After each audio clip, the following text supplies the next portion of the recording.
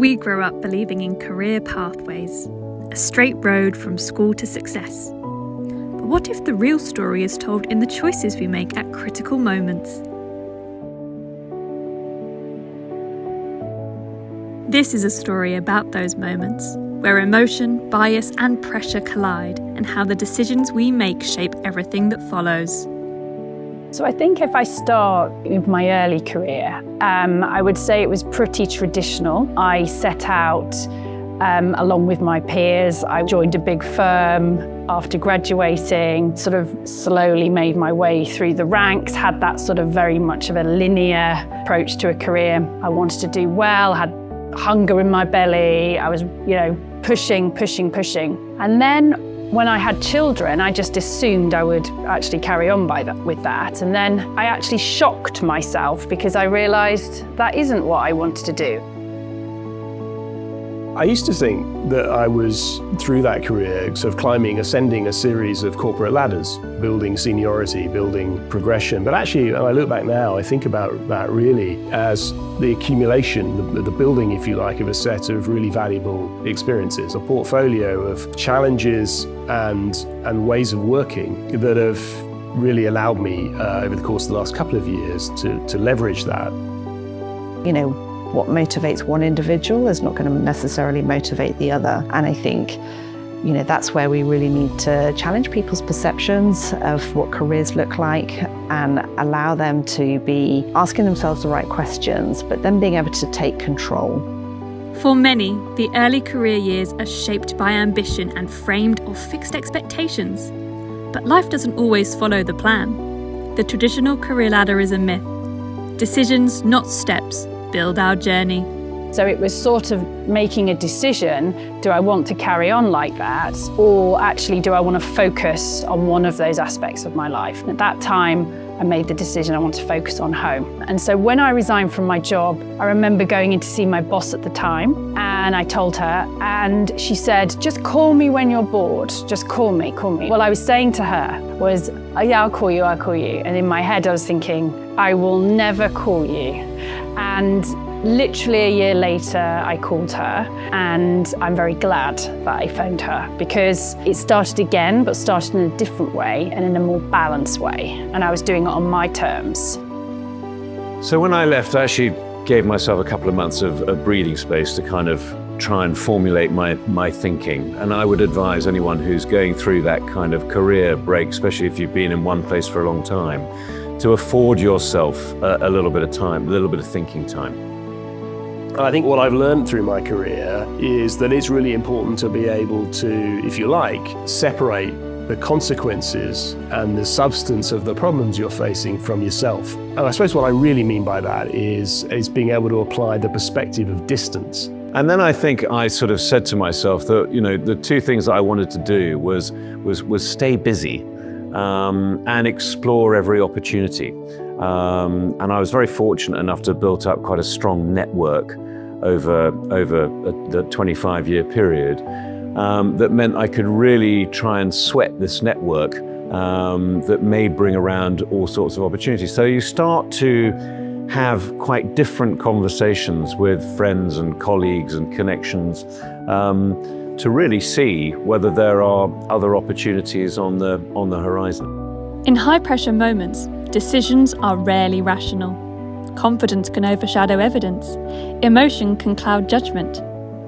Understanding our feelings when under pressure can be the difference between reacting and making a thoughtful choice. For me, certainly, when I reflect on my own career, it's changed so much along that journey, but actually the core aspects of what I value and what motivates me hasn't necessarily changed that much. I might have certain preferences depending on where I am in my kind of life experiences, but actually those kind of core fundamentals have kind of remained the same, and those skills that I enjoy doing that are kind of my strengths, I'll always try and find those opportunities that align to that so that I can bring the best of myself to those aspects. My understanding of what's important to me and my recognition that the business outcome will be what it will be ultimately, but that my judge of my contribution will be a function of the impact I've had and whether I can take pride in the effort that I've made, and putting those two things together, the sense that I've had choice and exercised ownership over the direction of my own personal trajectory and progress. And I think that's been perhaps, dare one say it, if I'd known that when I was 25, that would have been quite a helpful thing to have known. I think we've not really trained people in that level of autonomy around their careers. Quite often people are looking at what might be possible within their organisation or maybe outside of the organisation, but they're not necessarily challenging themselves to think about new opportunities that might not be necessarily the next step in a career. So I think traditionally people are taught to think you need to climb that ladder, you need to kind of move up the hierarchy in order to consider yourself successful. And I think that's such a damaging and limiting kind of idea for people to live by, because actually, firstly, that's not everyone's idea of success. And secondly, it's not going to always give them the most fulfilling career. Career anchors, our values, our skills, our relationships, and our emotions guide our choices more than any plan ever could. And I found that to be immensely empowering because, actually it's given me a sense of ownership and choice. I guess agency is the word that the behavioral psychologists would apply. And that's immensely empowering. It's quite motivating because it allows one to think about, allowed me to kind of migrate away from being emotionally engaged, potentially on occasions feeling sorry for myself or feeling anxious about what that might mean for me or my family or my ability to pay the mortgage, and has allowed me to recognize that whatever the outcome, I'll be in a position to make choices and I'll be in a position to exercise ownership of my own path. And that actually reinforces a sense of I've got this, because feeling like that I've got this about myself translates into I've got this in relation to the problem. It makes the problem easier. So I would say, and I say this a lot to people because I get asked, is whatever you decide to do with your career and wherever you're going with that, and even if you make a decision to think, actually I do want a bit of a break for now or take my foot off, is just keep involved, keep relevant, keep on top of what's going on in the industry, but most importantly, keep your network. Relationships have been super important for me. Every role that I've got has been through someone I know that I've worked with before, and that's what sort of kept me relevant, kept me in the industry. Taking control doesn't always mean taking a leap. Sometimes it's just a quiet realignment with what matters most.